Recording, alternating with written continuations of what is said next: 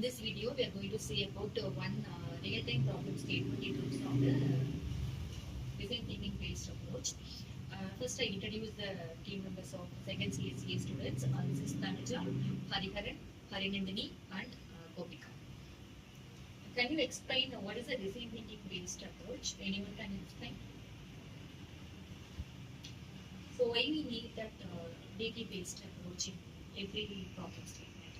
So instead of the normal approach and the design thinking based approach, what is the difference? So in our college curriculum, we have a design thinking base which we have go through within many phases. Through that phases, we can easily analyze a problem and we can find a unique solution for that problem. So in that we have several parts like empathy and define, ideate, and prototype with the execution.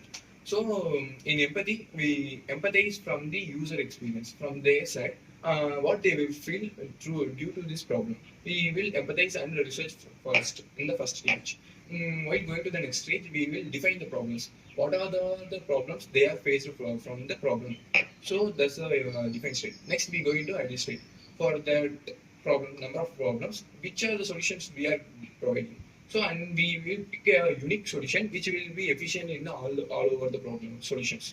So next we going to the implementation of prototype stage. In that we can use n number of resources to implement that problem statement solutions, and we can implement it to the user, and we can get the feedback from them for their future developments. So this is the 5 stage we going through the design thinking.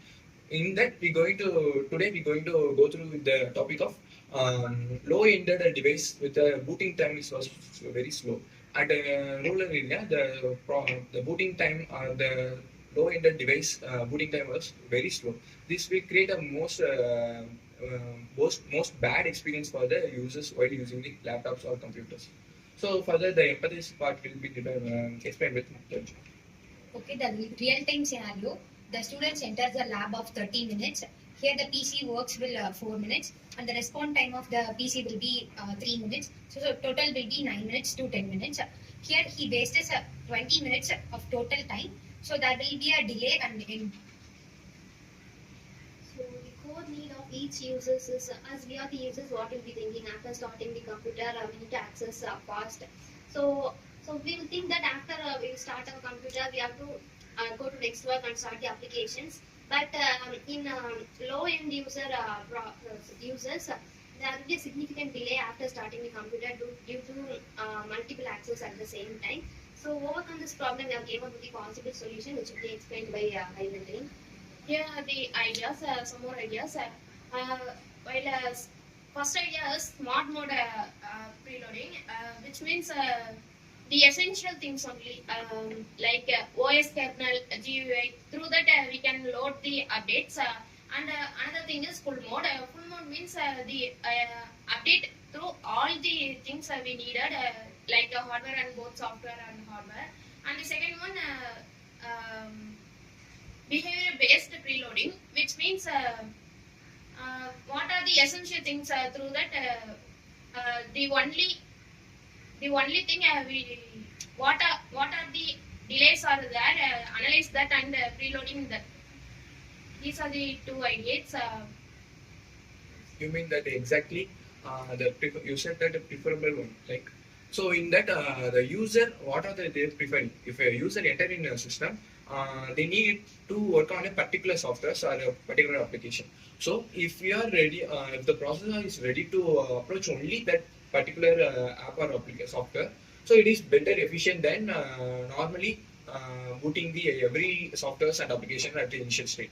So if the user enters in a system, he needs to, for example, he needs to work in Word or WordPress. So the processor will only start or boot the Word and WordPress.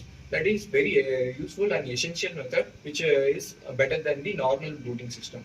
So, and you said that first method that it was a basic preliminary booting system. In that system, we can only boot the basic essential that need for the system. It will load the kernel and the GUI, and it will load the basic operation like open a file or delete. So these are the basic delete, create, and truncate. These are the basic operation that process will load on the initial stage. Now, after that, user based on the user privilege, it will be changed based on this process doing that. So next we going to the prototype. So in the prototype, we can synchronize into step by step, and we can separate into block wise. So through that, we can the time taken for the whole block of execution for the booting will be splitted. So from that, the booting system will be more better efficient than the normal. So in this, we can split up that the basic booting of kernel and a GUI at the first initial state. After that, we can go to the basic operations like creating, opening a file, or deleting, clear the cache. These are the next step. After we go into the memory access. So while accessing memory, it will take some time compared to others. So that will be taken for another block. So while accessing in that block, we can access the primary and secondary memory at a particular time.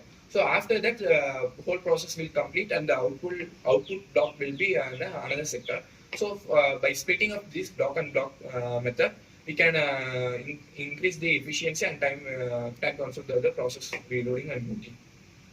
Okay, so instead of for a regular workflow methods, when you are using the design thinking, that is the user-centric methods based upon the user experience, we are taking any problem statement and to implement the solution with that would be the very efficient that could compare with the regular flow of method.